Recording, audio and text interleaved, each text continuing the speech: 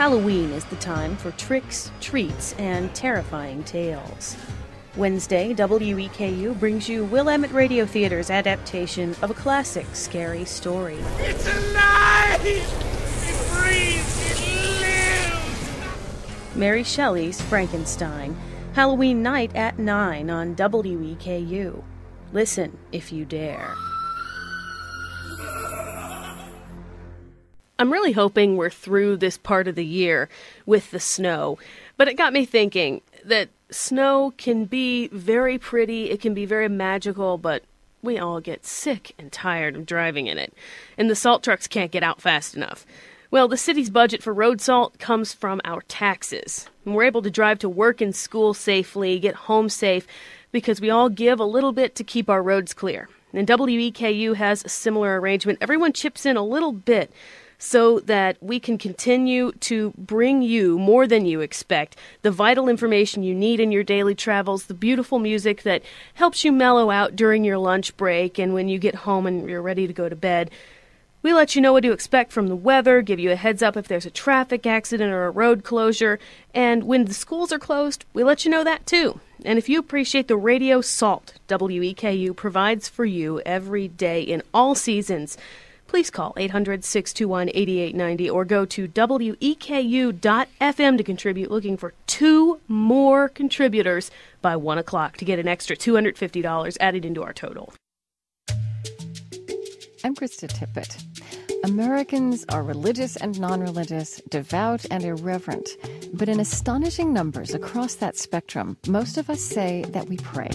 Next time, we'll explore the nature of prayer in 3 very different lives, with musician Anushka Shankar, translator Stephen Mitchell, and theologian Roberta Bondi. Please join me for Speaking of Faith from American Public Media. You can hear Speaking of Faith Sunday morning at 10 o'clock on WEKU. Right now, you're listening to All Things Considered. Tonight and tomorrow, we'll see clouds, periods of light snow with highs in the mid and upper 20s, lows in the teens with wind chill lows around 0 and northwest winds up to 15 miles per hour. Sunday and Monday, partly cloudy with scattered flurries and lows in the teens, highs in the 20s.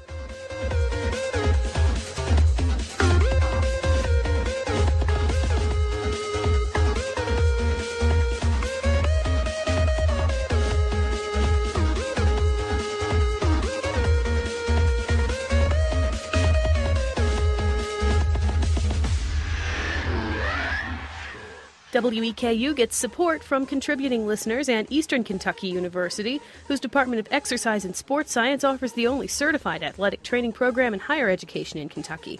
More information at weku.fm. It's 5:50. I'm Katie Clark. U.S. presidents weren't the only ones to record intimate moments on the job. Osama bin Laden left behind a stash of tapes. What I think is the value of these cassettes is seeing these jihadis in everyday context, is seeing how they take these broader themes of struggle and violence and situate them in relation to people's daily lives. The U.S.'s most wanted man in his own words, next time on The World. And WEKU brings you The World at 7 o'clock. That's not too far off from now.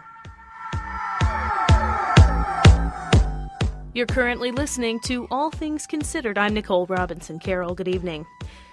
School closures for tomorrow include Anderson, Bell, Breathitt and Clay counties, East Bernstadt Independent, Floyd and Jackson counties, Jenkins Independent, Knott, Knox, Laurel, Leslie, Letcher, Lee, McCreary, Magoffin, Owsley, Perry, Pulaski, Pike, Powell, Rockcastle, and Whitley County schools all closed tomorrow. Bourbon and Lincoln County on a 1-hour delay. Wise County, Virginia on a 2-hour delay. More school closure information on weku.fm, provided courtesy of WKYT 27 News First. It's 6:50.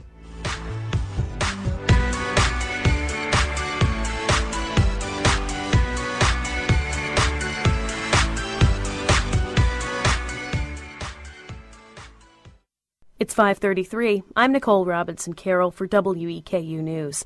Madison County Citizens Advisory Boards have endorsed an Army proposal to destroy deteriorating warheads by detonating them inside a high-tech container. However, the effort may now be expanded to include all 15,000 rounds of mustard agent stored at the Bluegrass Army Depot near Richmond. The aging warheads are in bad shape, so Chemical Destruction Community Advisory Board co-chair Craig Williams says detonating them makes sense. There are bursters in these shells that if they're not able to be extracted robotically, workers have to go in protective gear with hand tools and try to pry these bursters out of the middle of these rounds. That's a very dangerous operation.